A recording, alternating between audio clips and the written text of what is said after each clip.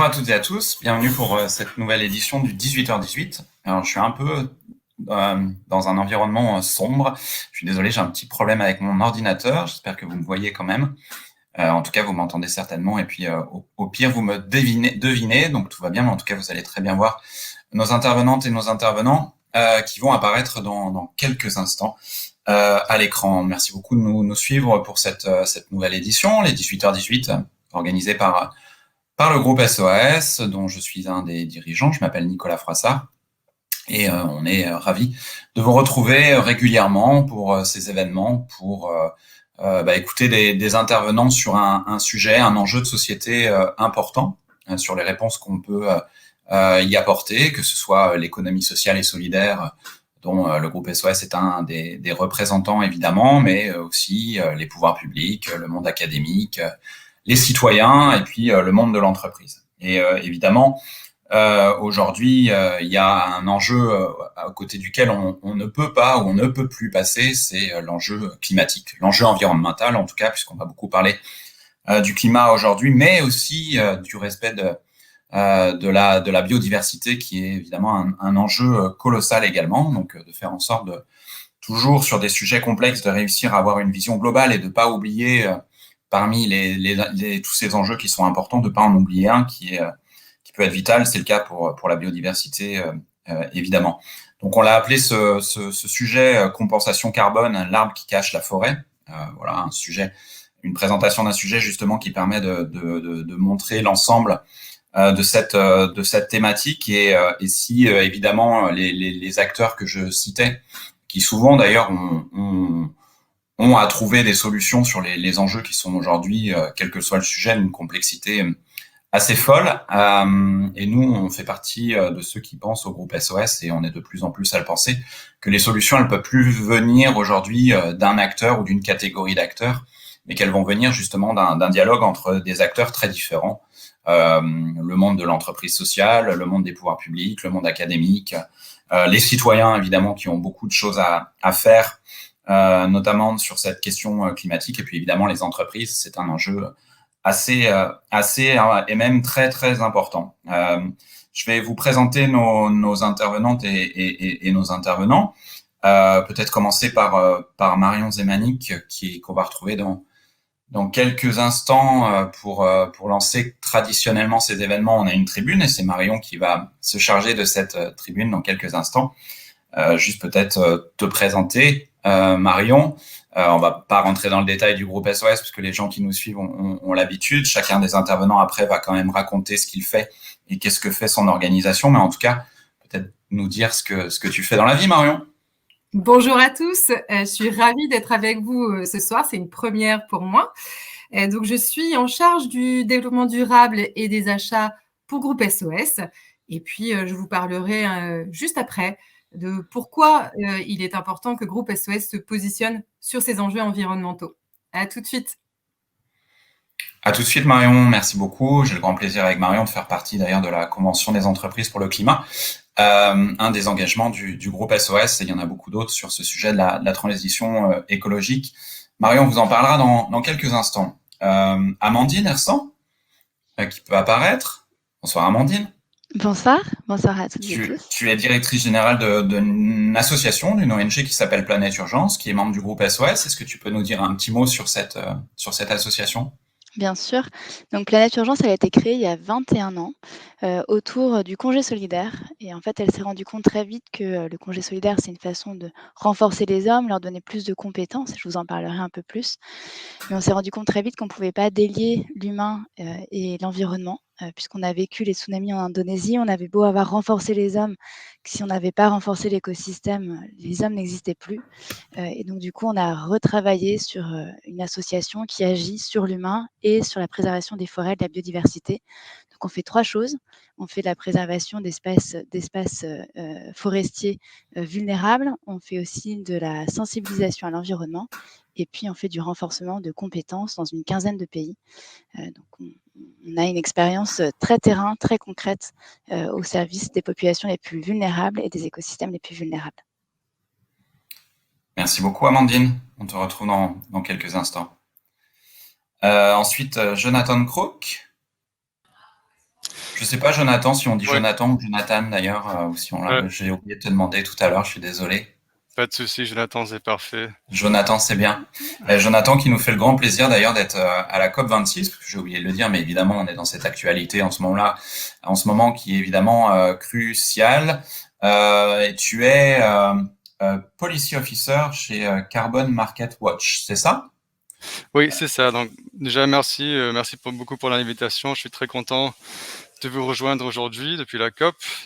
Donc, je travaille à Carbon Market Watch, qui est une ONG basée à Bruxelles. Nous sommes spécialisés dans la tarification carbone, donc c'est le plaidoyer autour de cela, et les marchés de carbone, entre autres sujets. Et nous travaillons à l'échelle européenne ainsi qu'à l'échelle internationale. Et nous suivons de près les négociations à la COP actuellement qui sont liées à la création de mécanismes de marché sous l'égide de l'accord de Paris. Donc je vais arrêter là, mais je suis très très content de me rejoindre. Merci beaucoup, d'autant plus qu'effectivement tu nous disais que tu auras assisté du début à la fin de cette COP avec toute l'énergie et du coup la fatigue évidemment accumulée par cet événement qui effectivement doit être très très prenant. Donc merci beaucoup d'être avec nous ce soir, c'est un grand plaisir de t'avoir. À tout de suite. Et puis on a Arthur Pivin qui est consultant senior chez Carbon 4 que beaucoup doivent connaître. Bonjour, merci beaucoup. Merci d'être là. Merci à vous pour l'invitation, c'est un grand plaisir de participer à cet événement. Partagé. Et en effet, donc Arthur Pivin, je travaille chez Carbon 4 qui est un cabinet de conseil qui a été fondé il y a presque 13 ans, voire 14, par Jean-Marc Jancovici et Alain Grandjean, et qui accompagne les organisations sur tous les sujets qui sont relatifs au climat. Et en particulier, notre activité se répartit en 2 grands piliers. Le premier, c'est peut-être le plus intuitif, c'est l'effet des entreprises sur le climat, l'impact des entreprises sur le climat. Et donc, on accompagne les organisations pour la réduction de leur empreinte, ou si on veut penser plus largement pour comment avoir une activité qui contribue à nous emmener vers un monde 1,5 degré, voire 2 degrés. Et c'est décliné dans tous les secteurs.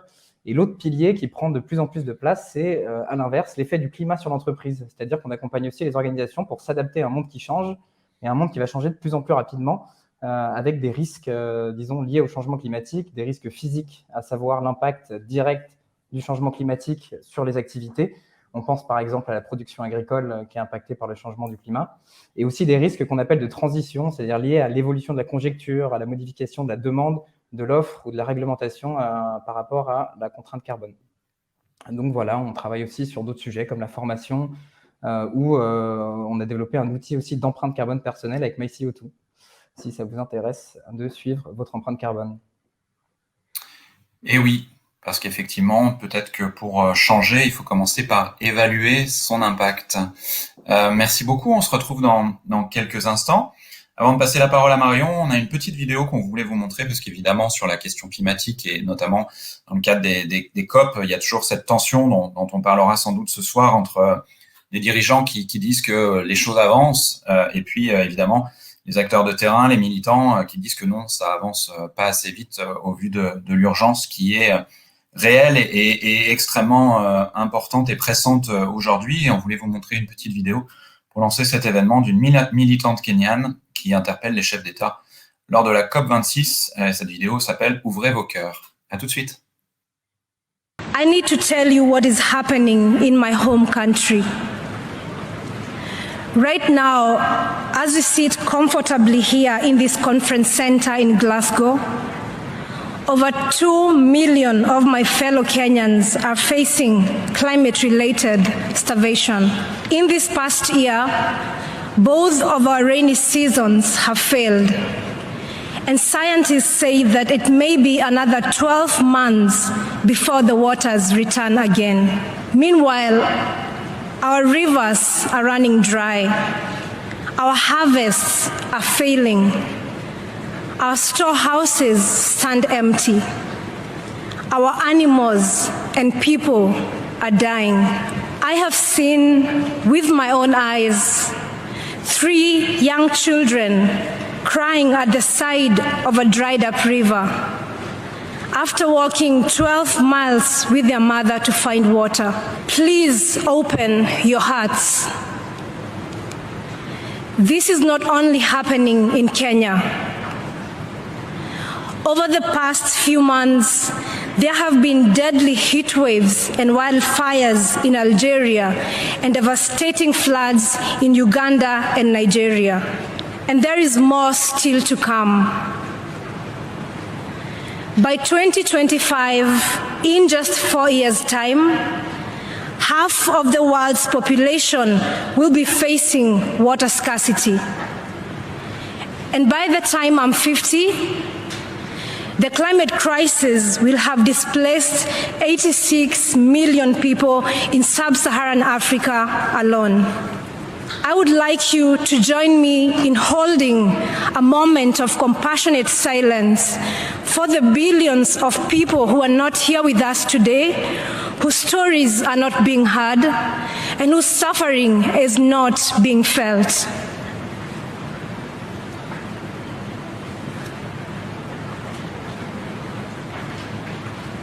Please open your hearts. If you allow yourself to feel it, the heartbreak and the injustice is hard to bear. Sub-Saharan Africans are responsible for just 0.5% of historical emissions. The children are responsible for none, but they are bearing the brunt. The decisions you make here will help determine whether the rains will return to our land. The decisions you make here will help determine whether the fruit trees we plant will live or perish. The decisions you make here will help determine whether children will have food and water. Please open your hearts and then act.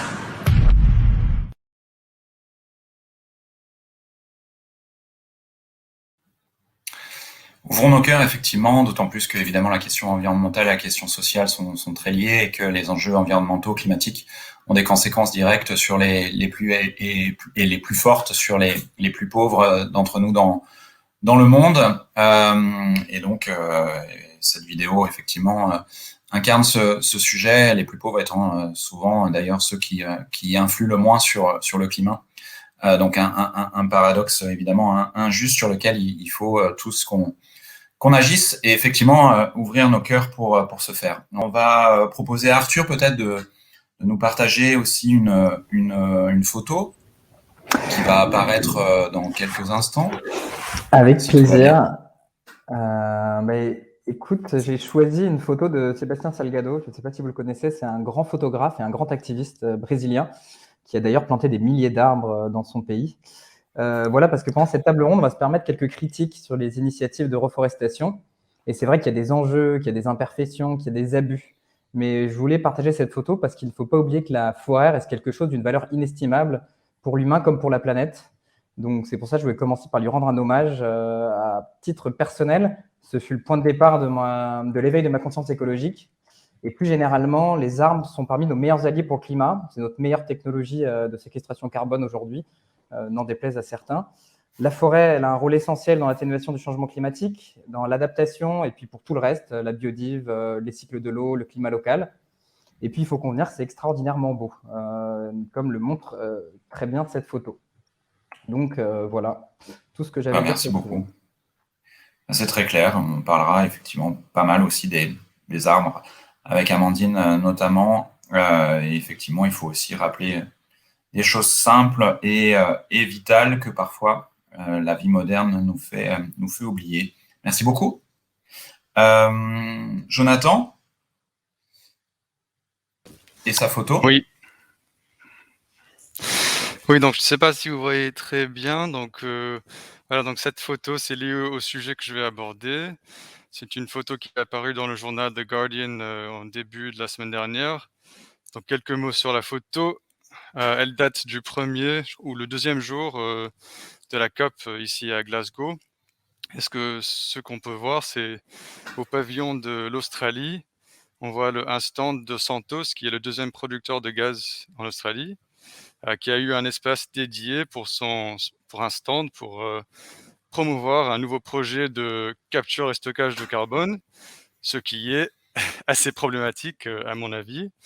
Dans le contexte mis en avant par Santos, la capture et stockage de carbone peut notamment être utilisé avec le but de récupérer encore plus de pétrole ou gaz.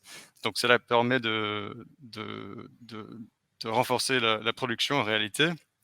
Et le lien avec mon sujet, c'est que aussi l'Australie a été le premier pays au monde en septembre à approuver une méthodologie pour générer des crédits carbone qui sont liés à la capture et stockage du carbone, et dont le but pour le gouvernement australien, qu'ils ont mis en avant très clairement, c'est de produire encore plus de gaz naturel dans l'avenir, donc qui sera facilité par les revenus du crédit carbone. Donc, c'est pour montrer plutôt un aspect problématique qui était qu'on pouvait voir directement à la COP, en fait. Donc, voilà. Eh oui. Merci beaucoup. On te retrouve dans quelques instants. Merci pour cet exemple très frappant. Amandine, qui n'a pas une photo, mais un objet, c'est ça? Moi, je vais être originale. Je vous montre ça. Alors, je ne sais pas si quelqu'un a déjà vu ça une fois dans sa vie. C'est une propagule. Donc, il y a un arbre qui s'appelle le palétuvier, qui est l'arbre clé de la mangrove. Donc, vous savez, la mangrove, c'est ces grands arbres qui dansent un peu sur l'eau, sur les zones côtières. Et en fait, ça, c'est la graine qui permet, une fois qu'on la récupère, on la plante dans la terre et il y a un nouvel arbre qui pousse.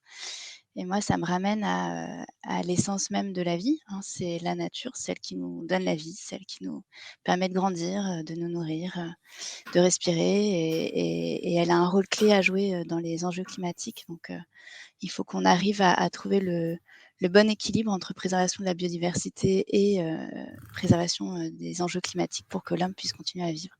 Voilà, je trouvais que c'était un clin d'œil sympa. Et donc, ça vient d'un de nos projets au Cameroun, où on travaille sur les sujets de mangrove. Super, merci beaucoup. À tout à l'heure. On va démarrer la première partie, donc on a été un peu long sur cette introduction, mais ces exemples, ces photos et ces démonstrations à quel point effectivement la vie, la nature a un impact important sur nos vies quotidiennes aujourd'hui et particulièrement demain. La première partie, je voyais Peggy qui mettait, pardon, j'étais en train de regarder les commentaires en même temps, qui mettait, parce qu'on parlait d'ouvrir nos cœurs tout à l'heure, et qui disait ouvrons nos yeux aussi. C'est vrai qu'il y a parfois une problématique dans le fait de refuser de voir ce qui aujourd'hui pourtant est évident et décrit par tous les scientifiques sérieux de la planète.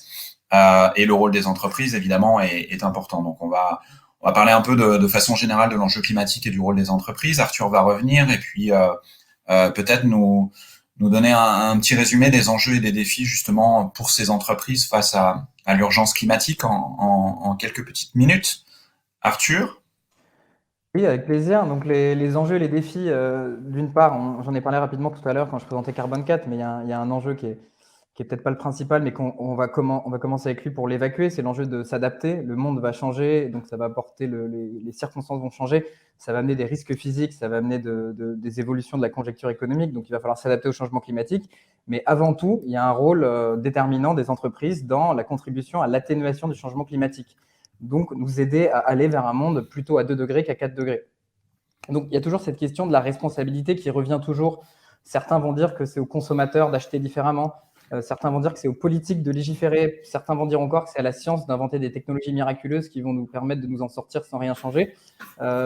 Beaucoup montrent du doigt la responsabilité de l'entreprise. La vérité, c'est que c'est un problème infini. Chacun de ces acteurs a des leviers. Et en premier lieu, les entreprises en ont assurément. Elles en ont au moins 4, disons. Le premier, c'est ce qu'on appelle leur empreinte carbone. Donc, réduire leur empreinte, réduire leur impact direct et indirect sur le climat, c'est-à-dire direct à travers leurs émissions directes et indirect à travers leurs achats et toute leur chaîne de valeur. D'ailleurs, le deuxième, c'est aussi la question de quelle gamme, quels objets, quels produits et services ces entreprises vont vendre. Entre une entreprise qui est dans le secteur du transport, selon si elle choisit de vendre beaucoup de vélos ou de développer des voitures très polluantes, ce ne sera pas du tout la même chose. Une entreprise peut aider à décarboner l'économie en commercialisant des produits et des services bas carbone. Un troisième levier pour contribuer à l'atténuation du changement climatique, c'est ce qu'on appelle le soft power ou l'influence. Les entreprises sont aussi des acteurs importants d'influence des politiques publiques à travers le lobbying. Elles influencent aussi à la fois le débat public et les imaginaires à travers leur stratégie de communication, à travers les images qu'elles véhiculent, les valeurs qu'elles véhiculent. Elles ont une influence importante sur la société. Et puis peut-être le quatrième élément, auquel on pense un peu moins, mais dont on va parler aujourd'hui, c'est notamment leur contribution à la séquestration carbone. Elles peuvent aussi participer à planter des arbres, à régénérer les forêts et donc à générer des émissions négatives. Et après, se pose la question aussi de dans quelle mesure. Peut-être le meilleur point de départ pour ça, c'est de s'intéresser à ce qui est partagé périodiquement par le GIEC, donc par le groupe international des experts pour le climat, qui a notamment republié un rapport cet été. Et donc, qu'est-ce qu'ils nous disent? Dans l'ensemble, assez peu de nouveautés par rapport au dernier rapport, même si, disons, les conclusions se sont précisées, à savoir que le changement climatique est toujours le fait des hommes et des femmes, des humains en général, et que les conséquences risquent d'être extraordinairement sévères. Je ne vais pas rentrer dans le détail. Ils nous disent toujours qu'il faut maintenir le réchauffement sous les 2 degrés si on va avoir une chance d'éviter les pires effets, et idéalement 1,5 degré. Ils nous disent encore que le changement climatique, ce n'est pas le problème de nos petits-enfants ou de nos arrière-petits-enfants, c'est quelque chose qui est déjà embarqué, comme on l'a très bien vu avec la militante kenyane qui racontait que déjà on a des impacts qui peuvent être à la limite qui peuvent être déjà dramatiques dans plusieurs pays et de plus en plus souvent. Et enfin, ce qu'ils nous disent et ce qu'on voit sur les émissions, sur les trajectoires qui sont publiées, alors celles que j'avais montrées datent de 2018, mais les nouvelles rediront la même chose, c'est que agir pour le climat, atténuer le réchauffement climatique, c'est en priorité et c'est en majorité réduire les émissions et les réduire drastiquement. C'est-à-dire qu'on peut contribuer autrement, mais la réduction des émissions est le premier pilier d'une action climatique sérieuse et d'environ 5% par an. Pour vous donner une idée, 5% par an, c'est à peu près ce qu'on a gagné avec le Covid. Et c'est à peu près ce qu'on a perdu l'année après Covid quand les industries ont redémarré. Alors, je vous rassure, il y a des manières de perdre 5% sans s'enfermer chez soi et en continuant à vivre. Mais en tout cas, c'est un défi majeur qu'on doit entamer le plus vite possible sous réserve d'avoir à affronter des conséquences de plus en plus graves ou alors d'être obligé de réduire encore plus vite si on prend du retard, ce qui devient déjà la limite du possible. S'il n'y a pas des vraies avancées là à court terme, on sait sur quel scénario on est là aujourd'hui si rien ne change fondamentalement. On n'est pas sur du 1,5, on n'est pas sur 2, on est sur plus, hein, c'est ça? On est sur beaucoup plus. Pour savoir, 1,5, on est déjà aujourd'hui à date, en 2021, on est à 1 degré. Et sachant qu'en fait, on est à 1,5, mais il y a un contre-effet des aérosols qui nous fait perdre un demi-degré. Donc 1,5, il faudrait, pour rester sous les 1,5 degré, il faudrait arrêter presque toutes les émissions très rapidement à partir de demain. Le scénario tendanciel, il est plutôt autour de 3-4 degrés. Et autour de 2,5 si on considère que tous les pays qui ont pris des engagements vont respecter leurs engagements, ce qui n'est pas encore gagné. Mais le tendanciel, on est plutôt à 4 degrés. Donc, quelque chose d'absolument ingérable selon la majorité. D'accord, mais on peut en tout cas encore rester sur 1,5, ça va être difficile, ou voire sur 2. Mais par contre, il faut effectivement des changements drastiques et à court terme. On est d'accord? Exactement. Et 1,5, il faut le dire, enfin, les conséquences sont déjà pas rigolotes. Enfin, on arrive à limiter un peu les dégâts, mais les conséquences sont loin d'être drôles. Dans les deux cas, il y a un effort d'adaptation qui sera absolument essentiel et important. 2 degrés, ça reste un changement qui est très important et qui peut déjà activer un certain nombre d'effets qui vont provoquer l'emballement. 1,5 aussi, c'est significatif. Comme on le voit, comme le disait la militante kenyane, déjà 1 degré, c'est des impacts pour l'agriculture, pour le cycle de l'eau, etc. Oui.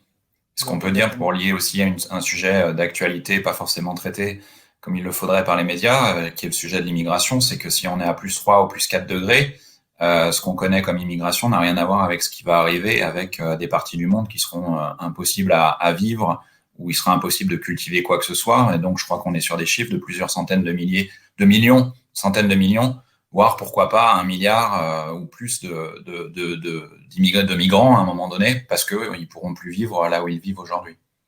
Exactement, avec des larges parties du monde qui peuvent devenir invivables, et notamment des parties où il y a beaucoup des populations importantes, comme dans certaines régions d'Asie du Sud ou d'Afrique subsaharienne. Donc oui, tous les effets, que ce soit sur l'agriculture, sur le déplacement de population, sur les événements extrêmes, seront amplifiés, et plus la température monte, plus ce sera impactant. Merci beaucoup. Quelques instants. Alors, on va passer la parole à Jonathan, qui donc, on le disait, est à Glasgow en ce moment pour justement cette COP26. Donc peut-être un petit moment pour nous donner un peu le pouls de ce grand temps fort, de ce qui devrait ou on espère que ça va être un temps fort, en tout cas en termes de résultats. et nous dire peut-être justement quelle est la place de l'entreprise, parce que on a vu que certains représentants de l'entreprise, Bezos notamment, sont venus, ce qui a suscité pas mal de tollé, sans doute à juste titre. Et en dehors de cet aspect caricatural et pas forcément qui est pas forcément le plus intéressant, est-ce que les entreprises sont réellement présentes et s'engagent dans le cadre de cette COP? Merci, oui, donc j'interviendrai au début pour rappeler ce que sont les enjeux globaux qui ont été fixés pour cette COP par la présidence du Royaume-Uni. Donc, il y a un grand enjeu qui est le maintien du réchauffement en dessous de 1,5. Donc, c'est ce qu'on dit, c'est keep 1.5 degrees alive, c'est ce qu'on est en train de dire. Or, on sait que, comme Arthur l'avait déjà indiqué, on n'est pas sur cette trajectoire et donc il y a beaucoup de travail à faire là-dessus. Il y a eu beaucoup d'annonces la première semaine, mais souvent avec les annonces, on ne sait pas encore comment ça va être en réalité, parce qu'il y a une annonce et puis il y a le travail derrière. Un deuxième grand enjeu, c'est l'adaptation au changement climatique, qui est un point très important, qui est aussi lié à un autre point qui n'était pas forcément un des grands enjeux annoncés, mais qui est très lié. Ça s'appelle les pertes et préjudices. Donc, pour résumer très vite, c'est un sujet qui est très important et très sensible pour beaucoup de pays. Et le sujet, en fait, étant que comme il y a déjà des impacts très sévères du changement climatique, qu'on a vu avec la vidéo de la militante, on voit déjà des impacts qui sont sévères. Et du coup, ça fait référence au paiement pour des pertes et dommages associés au changement climatique. Et dans le cadre des négociations à Glasgow, ça fait référence au fait que les pays développés devraient payer ou devraient financer des actions notamment pour les pays en voie de développement. Donc ça, c'est un autre très grand sujet qui est très disputé en ce moment dans cette semaine-là. La deuxième semaine à Glasgow, c'est plutôt la semaine où il y a les ministres qui essayent de voir quel progrès pourrait avoir lieu.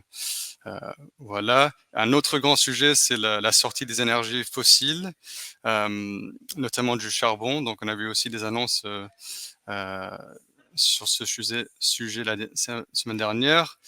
Et voilà, je suis sûr que je peux pas parler de tout, donc je vais arrêter là sur les enjeux de la COP et là sur la place des entreprises. Oui. À la COP. Donc on voit il y a beaucoup de pavillons qui sont notamment des pays, mais il y a aussi d'autres associations ou je sais pas comment dire en français qui sont présents. Et ce qu'on peut voir, c'est qu'il y a pas mal. Désolé si vous entendez un petit peu de bruit, il y a des gens à côté de moi. T'inquiète pas, on t'entend très bien, pas de souci. Donc, une chose qui est un peu frappante, c'est qu'il y a une voiture de course électrique qui est affichée de manière très clairement dans un des endroits principaux, qui est un peu, c'est pas rien à voir vraiment avec la COP, mais c'est pas vraiment une vraie solution technologique pour résoudre les problèmes auxquels on fait face. Et j'ai déjà abordé le fait qu'il y a des intérêts aussi pétroliers à cette COP. Et notamment à ce sujet, il y a eu une nouvelle étude hier par Global Witness, qui était une autre ONG, qui a regardé les accréditations qui ont été données par des délégations, parce que une délégation, un pays peut donner des badges. J'ai un badge, c'est observateur, mais un pays peut donner des badges aux représentants qu'ils veulent. Et apparemment, à cette COP, il y a plus de 500 lobbyistes qui sont liés aux pétroliers qui ont été accrédités à la COP. Donc ça, c'est une délégation. C'est ce que j'allais te demander. On les voit, les lobbyistes. Il y a du lobbying, en fait, à la COP. C'est-à-dire qu'il y a des entreprises qui ont réussi à envoyer des lobbyistes.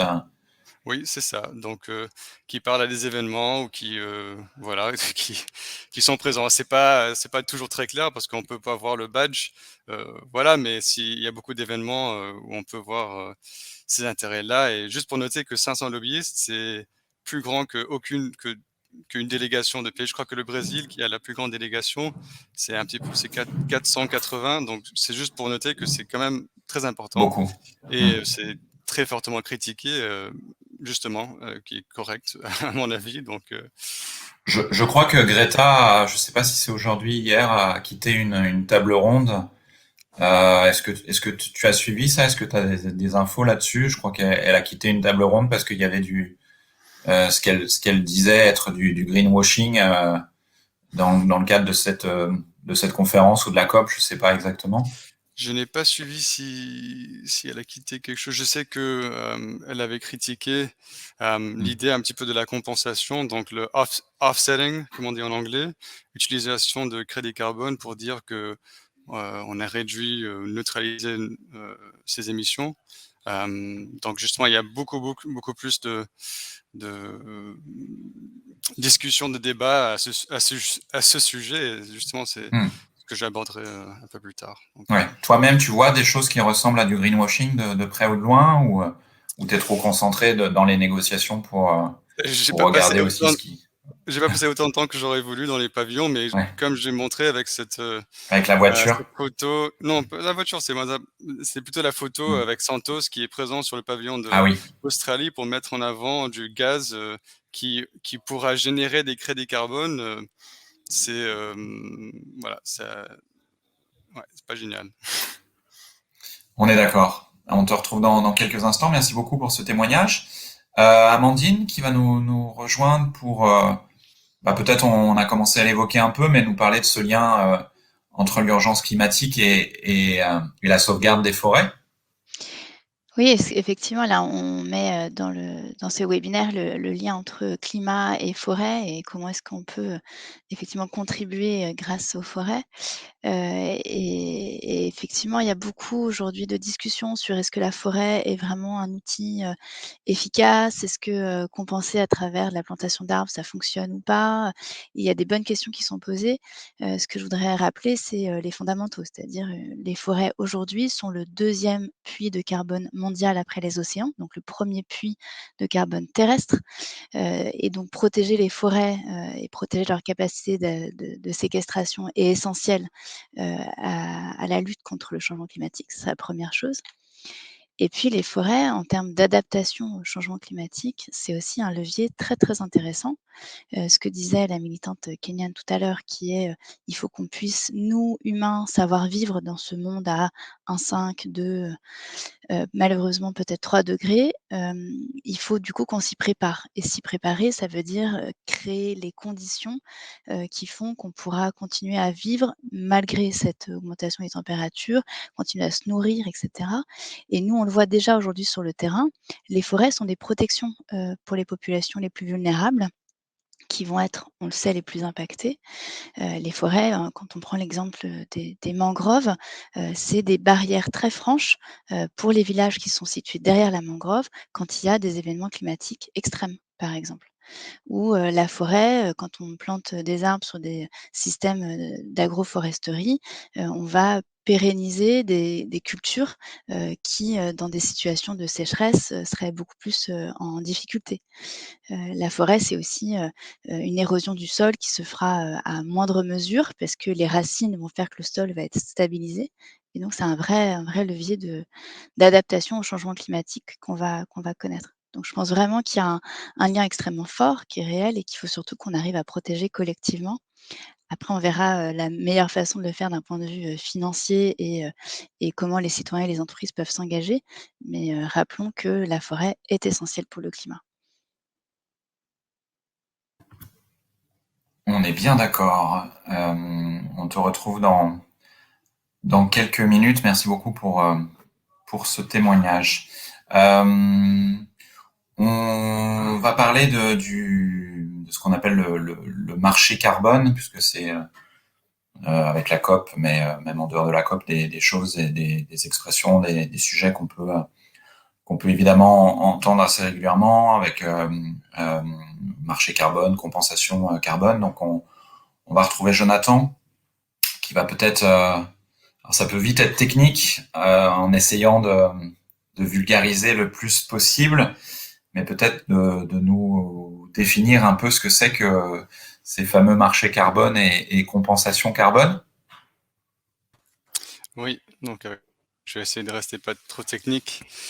Donc pour simplifier un petit peu, un marché de carbone, ça établit un cadre sous lequel une entreprise ou un individu ou un pays peut payer une autre entité à réduire une tonne de CO2 ou un gaz à effet de serre en équivalence de ça, et ensuite réclamer cette réduction de CO2.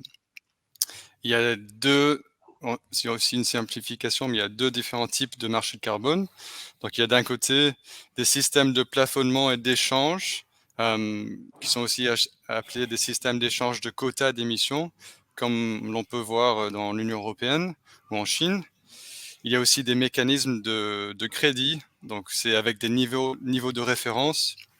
En anglais, on appelle ça baseline and crediting. Et c'est notamment les mécanismes de compensation.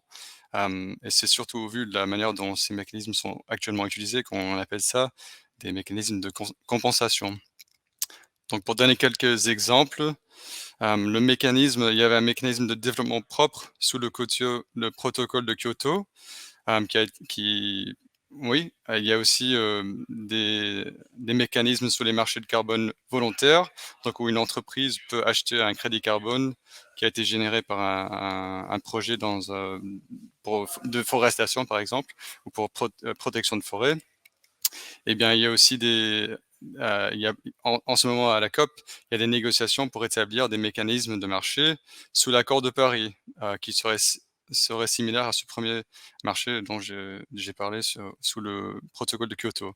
Donc, sous un mécanisme de compensation, les pays ou les entreprises échangent des crédits carbone où chaque crédit est censé représenter une tonne de CO2 qui a déjà été réduite, évitée ou neutralisée. Et donc avec ce système, des entreprises, des individus peuvent d'une certaine manière aider à financer des projets qui visent à réduire des gaz à effet de serre et qui sont souvent d'ailleurs localisés dans des pays en voie de développement. Donc avec ce système, on a des avantages et des inconvénients. Donc d'un côté, ça peut effectivement canaliser de l'argent du secteur privé vers des projets d'atténuation de gaz à effet de serre. Et c'est clair qu'à l'échelle mondiale, nous avons certainement besoin de plus d'argent à ces fins. Et l'argent public n'est pas suffisant. Donc les marchés de carbone peuvent avoir une contribution positive dans ce sens. Ça, c'est clair. Et comme j'avais déjà évoqué, beaucoup de projets sont dans des pays en voie de développement. Donc cela peut aussi avoir d'autres co-bénéfices, notamment en lien avec le développement durable. Après, il y a aussi quelques inconvénients.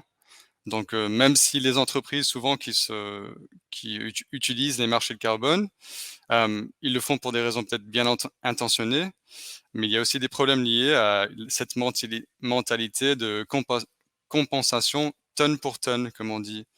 Donc, cette mentalité se résume par le fait que une tonne de CO2 est émise quelque part pour ensuite être réduite quelque part d'autre. Donc, l'effet, c'est net, ça reste zéro, si c'est bien fait. Mais de ce fait, en fait, ça peut mener à un jeu à somme nulle. Donc, c'est problématique parce que ça peut justifier la continuation d'activités sans de changement réel. En anglais, on dit business as usual. Je crois qu'en français, c'est assez courant aussi de dire ça. Tout à fait. Ok, très bien. Il faut aussi se rappeler que la plupart des crédits carbone en ce moment sont vraiment peu chers, donc à peu près moins de $5 pour une tonne de CO2. Et c'est important parce qu'à ces prix, c'est beaucoup moins coûteux pour une entreprise d'aller à ce recours plutôt que réduire ses émissions directement. Donc c'est assez problématique. Mais ça peut aussi justifier. Ouais, je parle trop, c'est ça? Ouais, bah en fait, on peut peut-être afficher Arthur et laisser Jonathan, parce que ça peut être aussi un échange entre les deux.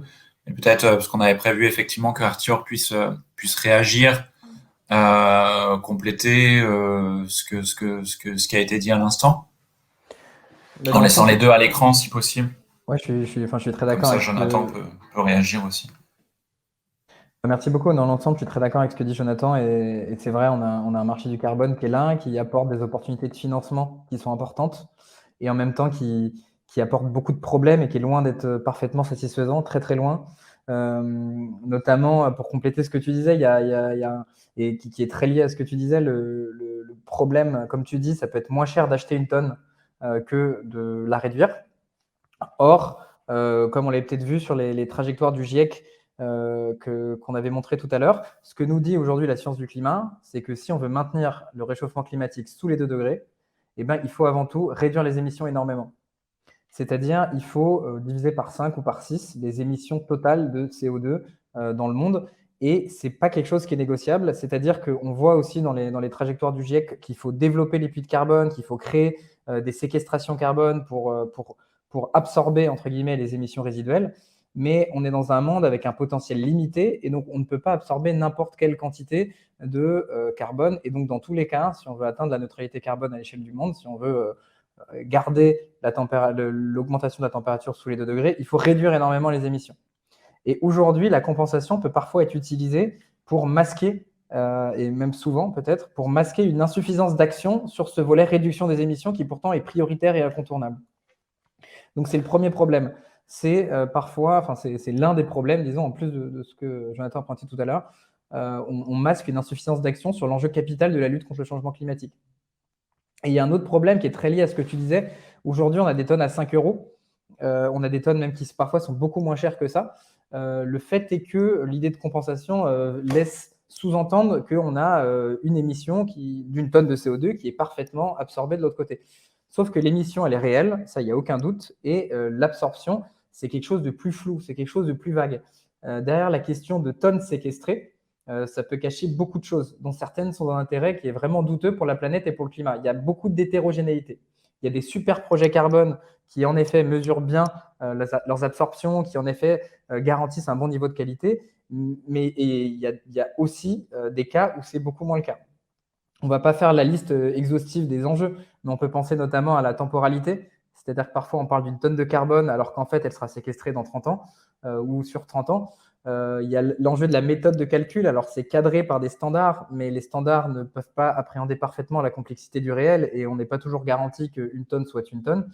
Il y a aussi l'enjeu de la permanence, c'est-à-dire comment garantir qu'une fois que l'arbre a poussé, il restera sur pied longtemps et donc que cette tonne ne sera pas réémise plus tard. Et il y a aussi plein d'enjeux liés à des co-impacts et des co-bénéfices. Donc, disons, dans le pire des cas, on peut avoir une entreprise qui dit qu'elle est neutre parce qu'elle a acheté des crédits qui sont équivalents à son volume d'émissions, sauf qu'en face d'une tonne de CO2 qui a réellement été émise, on va mettre une demi-tonne qui va être séquestrée dans 20 ans, qui risque d'être relarguée 10 ans plus tard et qui a des co-impacts douteux sur la biodiversité. Donc, vraiment, il y a un enjeu de quantité et il y a un enjeu aussi de qualité. Et peut-être si Jonathan n'hésite pas à ajouter, hein, si tu... Non, je dirais juste que je suis complètement d'accord avec tout ce que tu as dit et peut-être que je pourrais aussi, ajouter un exemple. C'est souvent ce qui peut être aussi problématique, c'est quand on génère des crédits par la déforestation évitée. Donc c'est clair qu'on veut pas de la déforestation, ça c'est clair, c'est une autre question. Mais quand on génère des crédits par ces projets, en fait, le développeur de projet doit développer un scénario hypothétique pour essayer de prévoir combien de déforestation aura lieu si le projet n'est pas mis en place. Mais ce processus est bien sûr hypothétique et ça repose sur de nombreuses suppositions. Et si les suppositions sont erronées, bah dans ce cas, on génère des crédits qui ne représentent pas en réalité une tonne de CO2. Et c'est justement exactement le problème, le souci que Arthur indiquait, que si on n'est pas sûr qu'il y a une tonne qui est réduite, bah, dans ce cas, il y a une tonne réelle qui est émise, mais pas forcément réduite ailleurs. Donc, ouais. Et dans le cas que tu cites, qui est les projets RED, les projets de réduction de la déforestation, j'ai travaillé dans ce secteur avant et en effet, on pouvait voir au Pérou, entre deux projets voisins, des baselines qui variaient du simple au double. C'est-à-dire que, disons, pour parler simplement, il y a le projet pour les mêmes résultats, il y a deux projets l'un à côté de l'autre, il y en a un qui allait générer 2 fois plus de crédits, puisque ce sont des choses, encore une fois, qui sont très difficiles à mesurer et qui sont vérifiées au cours d'un audit d'une semaine qui l'auditeur peut être aussi rigoureux qu'il veut. C'est compliqué de garantir que la baseline correspond à la réalité. C'est même impossible. Et pour autant, il faut trouver des moyens de financer la lutte contre la déforestation. Donc, c'est toute la subtilité là-dedans. La lutte contre la déforestation est peut-être un des enjeux les plus urgents pour le climat et pour la biodiversité. Et pour autant, aujourd'hui, il y a des problèmes sur la manière dont c'est abordé. Merci beaucoup, c'est très clair. En tout cas, si on essaie de résumer, bon, compenser quand c'est fait sérieusement, c'est pas mal, mais ça, c'est jamais aussi bien. Même c'est très loin d'être aussi bien que la réduction. On est d'accord? En fait, tout est une histoire peut-être de proportion. Peut-être que je peux dire un mot sur ce qu'on a développé chez Carbone 4 qui s'appelle la Net Zero Initiative. Net Zero Initiative, c'est ce que j'allais te demander, ouais, s'il te plaît. Et en fait, c'est exactement le but de la Net Zero Initiative, c'est-à-dire que c'est un référentiel méthodologique qu'on a développé chez Carbone 4, dont le but, disons, était de proposer une approche pour la définition d'une stratégie climat de façon rigoureuse, c'est-à-dire qu'il soit aligné avec la science. L'enjeu, c'est pas de dire qu'il faut le faire ou il faut pas le faire. L'enjeu, c'est plutôt de trouver la juste mesure entre les différents leviers d'action qui existent chez les entreprises et notamment l'enjeu de réduction des émissions. Donc, cet référentiel, il part d'un constat qui est que le net zéro, la neutralité, ça se définit au niveau planétaire. C'est quand, au niveau de la planète, on a les émissions et les absorptions qui s'équilibrent. Et on a identifié, disons, on considère qu'une entreprise c'est difficile pour elle de se réclamer neutre, puisque comme on l'a dit, les absorptions sont des choses qui sont, disons, assez difficiles à quantifier, et notamment une entreprise est une entité virtuelle qui n'a pas à proprement parler un territoire qui absorbe du carbone, mais en revanche, elle peut penser son action carbone selon trois piliers. D'abord, le pilier A qui correspond à la réduction des émissions, donc c'est-à-dire réduire son bilan carbone dans la mesure de ce qui est attendu par les trajectoires d'atténuation. Ensuite, elle peut essayer d'aider les autres à réduire leurs émissions, c'est ce qu'on appelle le pilier B, générer des émissions évitées. Et enfin, elle peut développer des puits de carbone. Donc, troisième volet, à savoir générer des séquestrations carbone. Ça peut être dans sa chaîne de valeur, par exemple là où elle achète des denrées, ou en dehors. Et ce que c'est de proposer ce référentiel, c'est de donner une approche sur et des principes pour l'action climat. Et le premier, c'est que le pilier A, donc la réduction des émissions, doit être la priorité. Et quand on dit ça, c'est pas par principe, c'est pas, disons, c'est pas au doigt mouillé, c'est simplement une manière de refléter la réalité des trajectoires d'atténuation du changement climatique. La deuxième règle qu'on propose, c'est que ces trois piliers ne soient pas fongibles, c'est-à-dire qu'ils soient pilotés séparément. Une absorption d'une tonne de CO2, par exemple en plantant des arbres, c'est quelque chose, mais c'est quelque chose de différent que la réduction d'une tonne de CO2 de l'empreinte carbone, et les deux doivent être gardés séparés. Il ne faut pas céder à la tentation de faire la somme, puisque ça ne correspond pas à une réalité, puisque ça pose beaucoup d'enjeux méthodologiques. C'est pour ça qu'on préfère refuser le terme compenser, puisqu'à proprement parler, on ne compense jamais une tonne qui a été émise, et plutôt parler de contribution, c'est-à-dire de contribution au juste niveau, stratégie, disons, à l'atténuation du changement climatique. Et donc voilà, donc c'est un référentiel qui permet un peu de penser sa stratégie climat selon ces trois piliers. Super, merci beaucoup à tous les deux. On vous retrouve dans quelques instants. On va passer la parole à Amandine,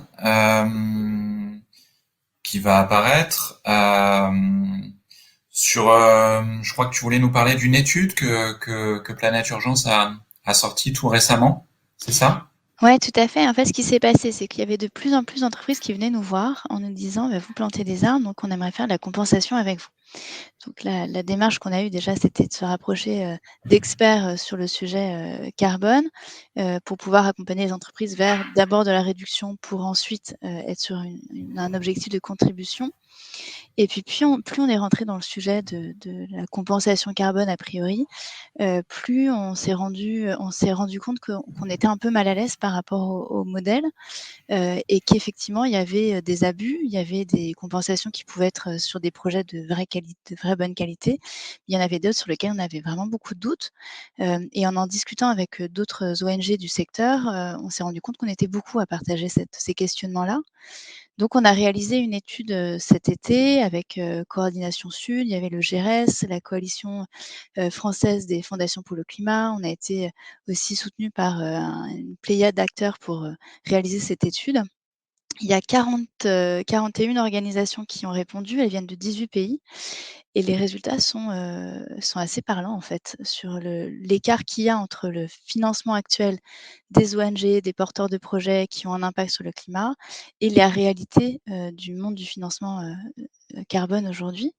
On a, je ne sais pas si vous avez les quelques slides à présenter en parallèle, mais il y a 2 sujets qui sont ressortis. Le premier, c'est on manque fondamentalement de financement pour servir nos projets climatiques.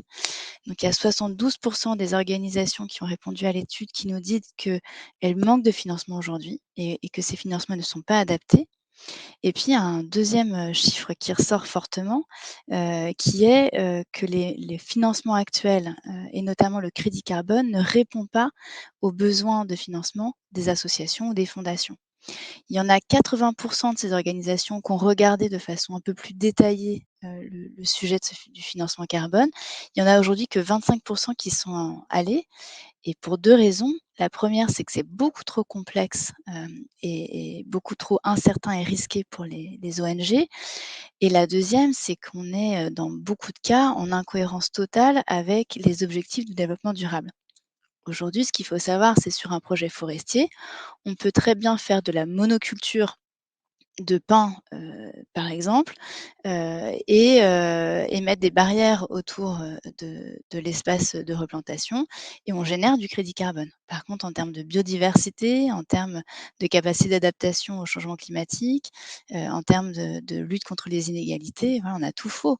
Donc il faut vraiment qu'on arrive à pouvoir financer des projets à taille humaine avec un impact et humain et biodiversité, tout en arrivant à lever des financements effectivement au service de ces projets-là. Et toujours avoir une approche globale, c'est ça que tu disais, c'est-à-dire que parfois, effectivement, on peut dire ce que je fais, c'est super, sauf que si tu regardes la globalité, bah, c'est pas si super que ça, quoi. Ouais, tout à fait. Il faut qu'il y ait une vraie. Les entreprises qui viennent nous voir, elles ont toutes une bonne intention. Et donc ça, c'est super. Et je pense qu'il faut qu'on parte tous sur C'est déjà ce ça. principe-là. C'est les entreprises veulent agir pour le climat. Après, il faut qu'on soit en capacité de collectivement se poser la question de comment j'agis de façon prioritaire sur ce qui fera un changement vrai, fondamental pour le climat et pour les objectifs Un de vrai développement durable. impact. Ouais. Peut-être qu'on peut faire apparaître tout le monde, ça va être plus sympa pour la dernière partie de notre événement. Justement, c'est une bonne transition sur, avant d'écouter Marion nous dire ce qu'elle a pensé de tout ce qu'elle a entendu, mais on avait prévu de finir par un dernier temps sur justement les alternatives à la compensation. On peut peut-être donner la parole à Jonathan là-dessus, et puis après, parce que tu le disais, Planète Urgence a plein de choses à proposer aussi aux entreprises, te redonner la parole. Et puis Arthur pourra réagir, et puis après Marion. Jonathan, du coup, sur ces alternatives. Oui, donc je vais surtout parler d'une alternative qui reste encore dans le monde de crédit carbone, mais on parle d'un modèle de contribution. Donc l'idée là derrière, c'est ce que a déjà été évoqué, mais dans le cadre d'un modèle de contribution, les entreprises pourraient continuer à acheter des crédits carbone et par ce biais continuer à aider à financer des... Pardon, il y a un petit peu de bruit autour de moi. T'inquiète pas, continue, ça nous gêne pas. D'accord. Et du coup, ils pourraient continuer à acheter des crédits carbone et par ce biais aider à financer des projets climatiques. Mais la différence qui est très importante, c'est sous ce modèle, l'entreprise ne revendique pas les réductions d'émissions associées à l'achat de crédits carbone. Donc, c'est-à-dire que l'entreprise peut revendiquer ou démontrer le montant financier qui a été versé vers des projets ou les impacts positifs en termes de développement durable, etc. Mais toujours, très important, sans revendiquer une réduction de leurs propres émissions, parce que c'est pas la même chose. Du coup, c'est un changement de communication qui peut paraître subtil, mais qui est vraiment très important, parce que c'est beaucoup plus honnête et transparent sur qui reflète de manière plus correcte ce qui est vraiment réellement l'impact d'acheter des crédits carbone. Et ça aussi, même pour une entreprise, ça justement, comme ça a été évoqué, il y a des entreprises qui veulent vraiment agir. Ça peut aussi éviter des soucis liés à la comptabilisation de gaz à effet de serre. Pour être sûr que c'est pas compté 2 fois, ça c'est un autre problème dans ce secteur, je vais pas aborder. Et ça aussi évite aussi des risques de réputation pour l'entreprise. Si on est plus transparent, plus honnête, il y a aussi ce bénéfice-là. Donc ça, c'est important.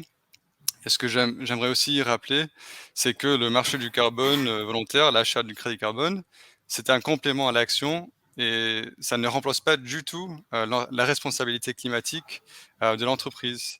Et donc le plus important, et Arthur avait déjà évoqué ça, mais le plus important de notre perspective aussi, c'est que les entreprises doivent, dans un premier temps, mesurer leurs émissions tout au long de la chaîne de valeur. Ensuite, définir des plans et des objectifs de réduction qui sont clairs et ciblés et commencer à déjà, dès aujourd'hui, réduire leurs émissions. Et puis ensuite, pour les émissions qu'ils ne peuvent pas réduire à ce jour, ils pourraient fixer un prix interne du carbone qui est aligné avec l'accord de Paris. Donc on pourrait penser à 40 ou 80 dollars ou jusqu'à 100 dollars pour une tonne de CO2. Et ensuite, utiliser les fonds de leur exercice de fixer un prix interne du carbone pour ensuite soutenir des projets concrets sans revendiquer la réduction de gaz à effet de serre. Donc, j'espère que ça a été clair, mais voilà. Très clair. Merci beaucoup, Jonathan. Amandine, sur ce que tu proposes aux entreprises? Ouais, je suis tout à fait dans cette lignée-là, de dire les entreprises, il faut qu'elles fassent leur travail initial de réduction et d'aider à éviter ces émissions. Et puis après, il faut qu'elles contribuent.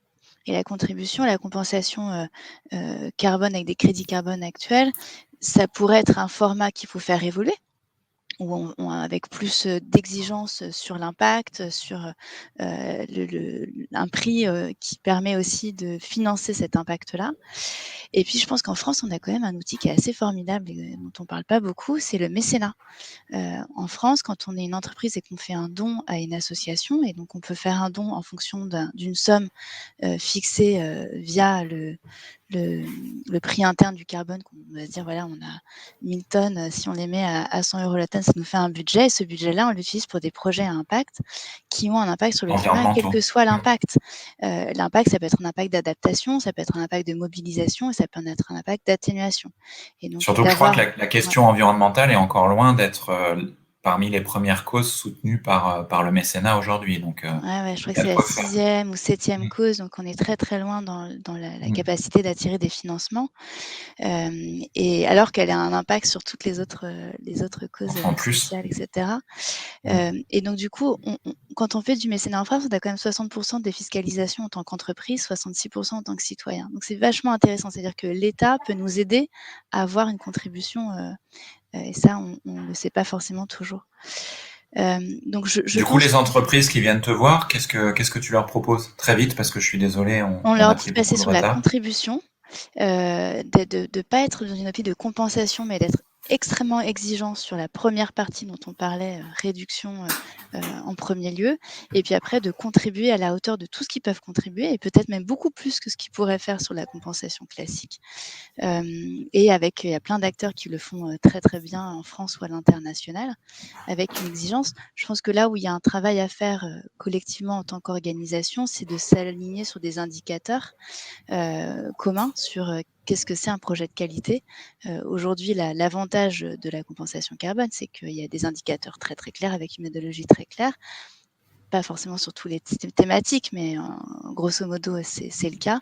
Il faut qu'on arrive à le faire sur le côté du mécénat aussi. Donc nous, on leur dit, accompagnez-nous sur des projets, là où ça... Y a quelques photos, je crois, qui vont apparaître pour illustrer les projets. Donc là, je vous emmène au Cameroun rapidement. On est sur le nord du Cameroun. Vous avez une pression très très forte. Sans prendre l'avion en plus, merci beaucoup. Voilà, aucun impact carbone. Vous avez une pression très forte qui se fait aujourd'hui parce que il y a des migrations déjà qui arrivent, mais c'est à cause de l'État islamique qui pousse les populations sur le nord du Cameroun. Et donc nous, ce qu'on fait, c'est qu'on plante cet arbre qui est l'anacardier. Donc il y a l'arbre à noix de cajou. Donc à gauche, vous avez la pomme de cajou qui habituellement se mange. pour les populations locales. Et donc aujourd'hui, on les aide à travailler sur cette petite noix qui est en dessous, qui est en fait une noix de cajou et qui permet d'avoir des revenus équilibrés pour les populations et en même temps de recréer les corridors de biodiversité. Donc on travaille avec les hommes, avec la biodiversité, c'est des corridors entre des parcs et puis avec les arbres. Je crois qu'on a aussi quelques photos sur l'Indonésie, où on est sur Très des vite, systèmes ouais, de voilà. mangroves, donc Merci. déforestation très, très avancée sur certaines zones. On a 70% de déforestation sur certaines zones. Et donc, on fait la restauration de ces écosystèmes-là et on le fait notamment avec les pêcheurs locaux qui travaillent au quotidien de façon artisanale et qui n'ont pas toujours les pratiques de préservation des écosystèmes. Top. Merci beaucoup pour ce voyage sans impact carbone. Là, c'est des pêcheurs avec qui on travaille et puis une femme de pêcheur qui a développé une activité alternative grâce à la mangrove. Top, merci beaucoup. Arthur, peut-être est-ce que tu voulais réagir? J'essayais de retrouver une question qui nous a été posée par les intervenants qui pouvait être aussi intéressante de prendre, qui nous disait, alors Lucas, il nous disait, c'est un peu lié, quoi. Pensez-vous qu'il soit possible que certains acteurs voient un intérêt au maintien de cette hausse de la température?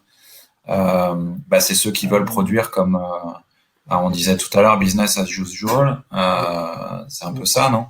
Alors, je ne sais pas s'il entend un intérêt à continuer à produire comme aujourd'hui et sans se soucier du fait que ça va faire monter les températures. Ça, oui, il y en a beaucoup, toute une bonne partie de l'économie installée qui est très carbonée.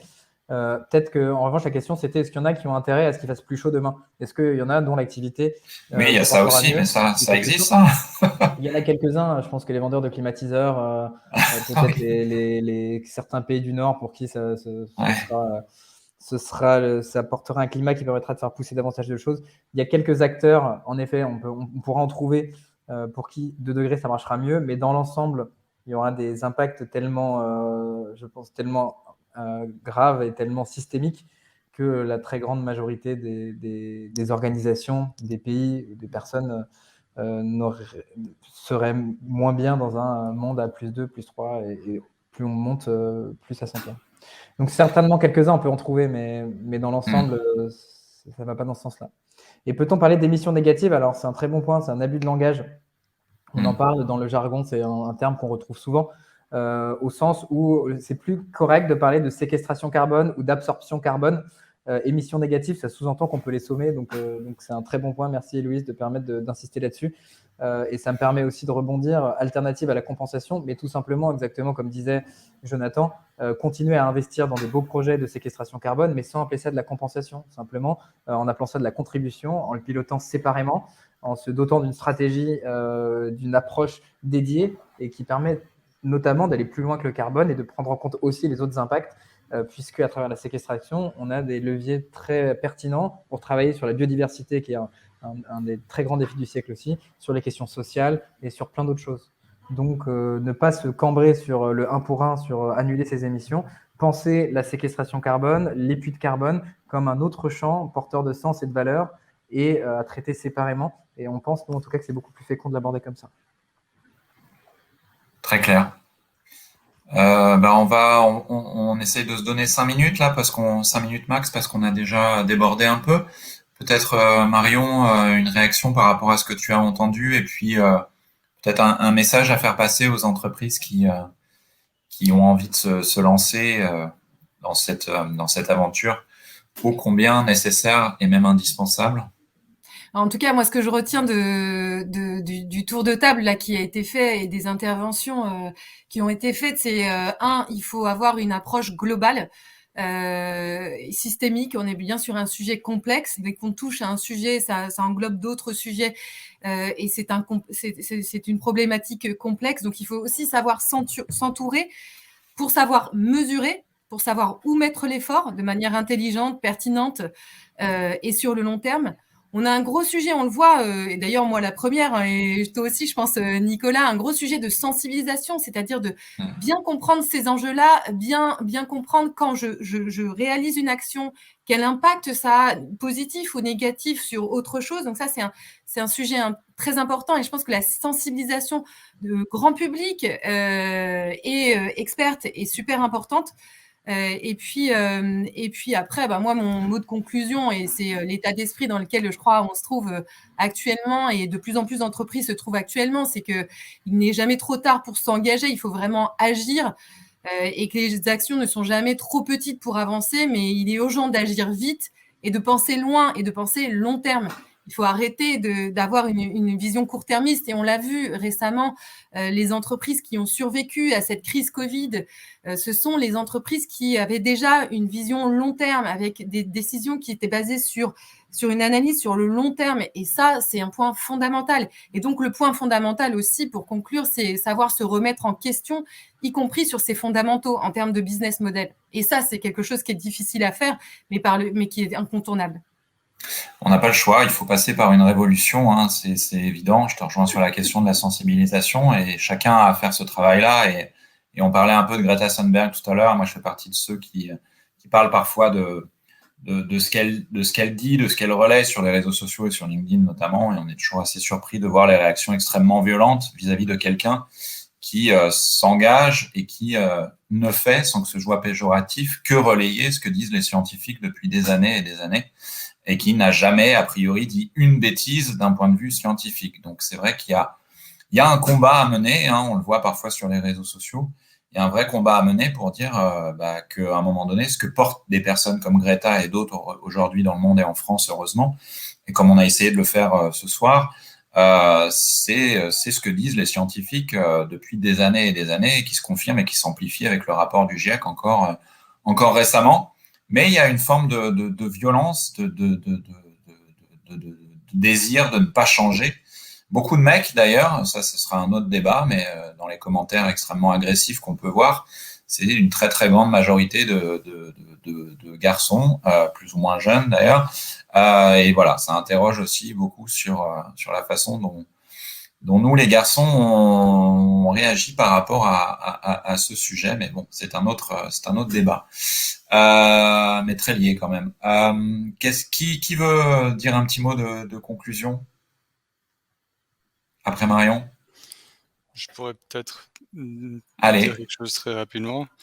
C'est Oui. qu'on est aussi, on voit qu'on est dans un contexte où on voit de plus en plus d'entreprises qui annoncent qui vont être neutres en carbone ou net zéro par 2050.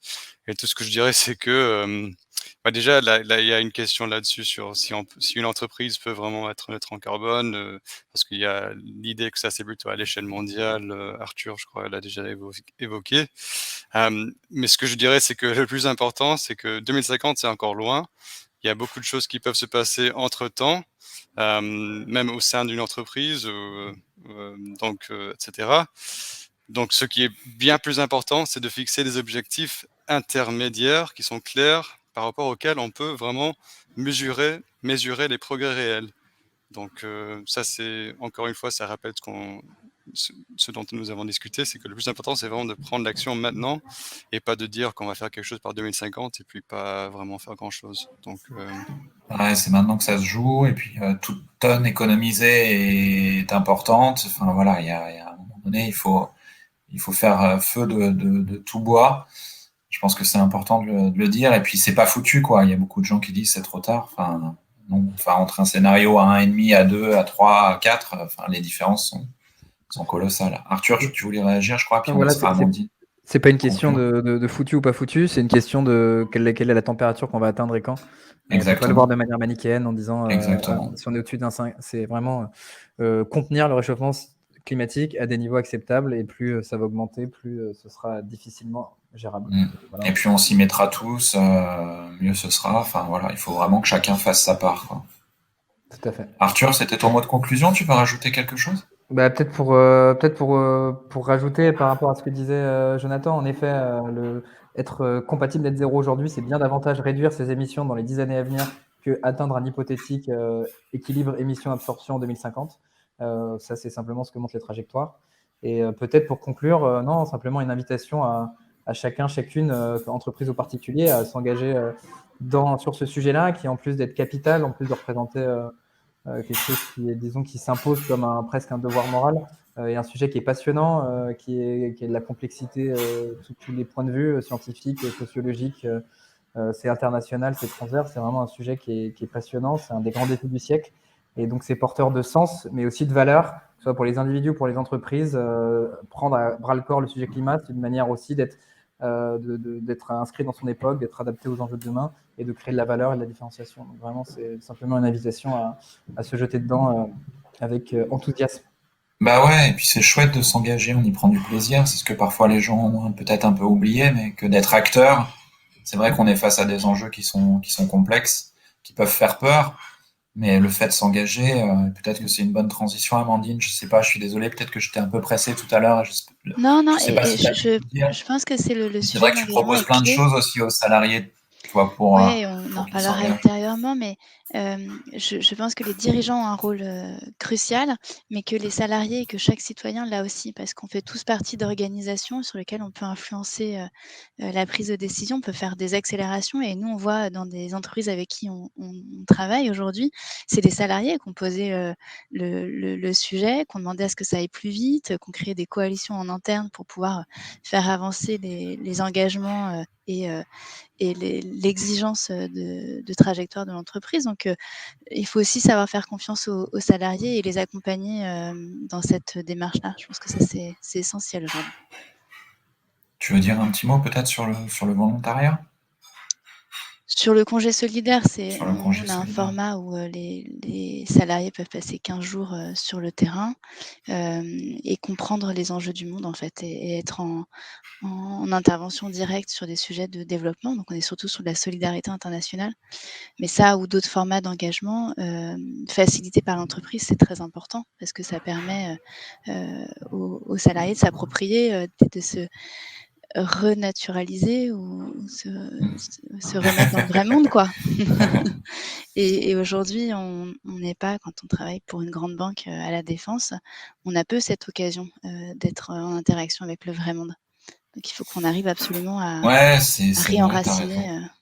Une déconnexion qui parfois, malheureusement, est un peu à l'origine des malheurs du monde. On parle parfois aussi, ici et ailleurs, de la déconnexion entre parfois les actionnaires et l'entreprise. Et du coup, c'est vrai que les actionnaires qui ne savent plus de quelle entreprise finalement ils sont actionnaires et demandent une rentabilité sans savoir les conséquences pour cette même entreprise. Et je crois qu'il y a ça aussi, effectivement, tu as raison, c'est intéressant. C'est qu'on sait plus en fait comment les choses sont produites, comment elles nous arrivent, on finit par penser que tout est magique, alors que tout a un coût environnemental, parfois social malheureusement, mais qu'en tout cas on a tous un rôle à jouer et que effectivement tout est bon à prendre par rapport à ce combat qu'on a à mener et qu'il faut toutes et tous s'y mettre. Il n'y a pas le choix. Merci beaucoup en tout cas à toutes et à tous. Est-ce qu'on a oublié quelque chose d'essentiel, de fondamental en quelques secondes? Est-ce que vous voulez rajouter quelque chose ou une info? Oui, j'y pensais tout à l'heure et puis après on se sépare. Ce qui est très compliqué aujourd'hui, c'est de faire la part entre le greenwashing et le vrai engagement. Alors, je fais partie d'un réseau, évidemment, j'en ai parlé un peu tout à l'heure, je fais sa pub aussi, mais le mouvement Impact France, qui travaille beaucoup pour faire émerger ou en tout cas montrer les entreprises qui s'engagent parfois depuis longtemps d'un point de vue social et environnemental avec un vrai impact. Est-ce que je suis désolé, on n'avait pas forcément préparé cette question, si ça vous vient pas, c'est pas grave, mais est-ce qu'il y a des ressources, des sites ou des livres qu'il faut lire pour savoir faire la part des choses et distinguer? Je trouve que c'est vraiment le gros enjeu aujourd'hui dans notre société, parce qu'en plus, dans une société de la communication où des acteurs, on le voit bien, mettre beaucoup d'argent, des millions parfois dans leur communication. Je pense que c'est parfois difficile pour le grand public de faire la différence entre la boîte qui fait du green et du social, d'ailleurs washing, et la boîte qui s'engage avec sincérité, avec engagement, dans une démarche vraiment très, très poussée et globale, comme le disait un peu Marion tout à l'heure. Comment on fait Moi, je peux vous proposer une ressource. Merci de donner Ouais. l'occasion de le faire. Il y a l'association Manifeste pour un réveil écologique, qui sont des étudiants qui se sont mis ensemble pour dire qu'ils voulaient plus travailler pour des entreprises qui n'étaient pas engagées pour le climat, qui proposent des guides anti-greenwashing par secteur. Alors, le public, c'est plutôt le cas de l'étudiant ou du professionnel qui cherche un travail et qui veut s'assurer que l'entreprise pour laquelle il candidate ne fait pas du greenwashing. Mais en tout cas, c'est plein de ressources très utiles. Et donc voilà, c'est une bonne chose.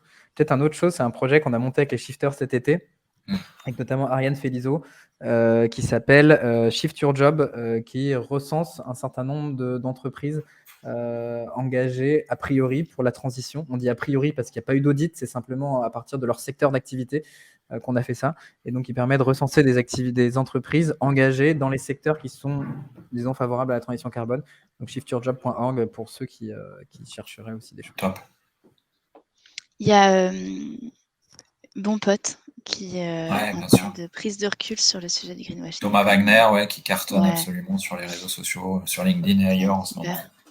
Ah, c'est top. Et puis après, il y a la question que chacun peut se poser, ses recherches personnelles. Je pense que quand on se lance dans ce sujet et qu'on a une responsabilité dans une entreprise ou dans une organisation, il faut aller picorer tous les acteurs sérieux, lire, se renseigner, rencontrer d'autres acteurs qui se sont lancés dedans. Parce qu'il y a eu beaucoup de questions qui ont été posées, donc il y a beaucoup de réponses à retrouver. Et peut-être que j'ajouterais une dernière chose, c'est que, en effet, pour le consommateur, ça peut être, c'est pas très clair ce qui est du greenwashing ou pas. Donc, c'est juste pour souligner qu'il y a un rôle très important des gouvernements pour mettre en place des régulations. Donc, la Commission européenne est en train de formuler une régulation justement au sujet de greenwashing pour essayer pour protéger aussi le consommateur, etc. Parce que c'est vrai que c'est pas toujours évident de savoir ce qui est vraiment ou pas. Donc, c'est juste pour dire que les gouvernements ont un rôle important. Donc, voilà. Et on a un rôle à jouer en tant que consommateur, effectivement, aussi pour orienter la production et la consommation vers plus de respect de l'environnement. Marion, tu penses à quelque chose ? Moi, j'ai 2 petites techniques toutes simples, mais c'est des réflexes pro, c'est de regarder comment est composé l'actionnariat, s'il y en a un, évidemment, et s'il y en a un, comment il est composé, de qui il est composé. Ça vous enseigne énormément de choses sur la boîte dont on parle, et puis évidemment de regarder comment est dépensé l'argent de l'organisation. Et pour ça, on a quelques labels qui peuvent être intéressants, notamment le label Relations fournisseurs et achats responsables, qui est piloté par le médiateur de Bercy. On a des labels comme ça qui sont assez intéressants de regarder, des marqueurs un petit peu pour savoir un petit peu où on met les pieds. Pour regarder le porte-monnaie, c'est assez révélateur en général. Merci beaucoup en tout cas, chacune d'entre vous. C'était chouette, on a beaucoup débordé. Merci d'avoir accepté de déborder un peu. Merci à toutes celles et à tous ceux qui nous ont suivis. On vous tient au courant sur les prochains événements, les prochains 18h18. Et on se retrouve de toute façon bientôt. Et puis pour nos intervenantes et intervenants, on débriefe dans 30 secondes si vous avez encore 3 minutes. Merci en tout cas, c'était super. Merci pour vos témoignages et toutes les infos que vous avez bien voulu nous partager. Jonathan, bon courage pour la fin de la COP26. On compte sur toi pour que cette COP soit une réussite. Merci. À très vite. Au revoir, bonne soirée. Au revoir, merci à vous. Au revoir. Merci. Merci. All right.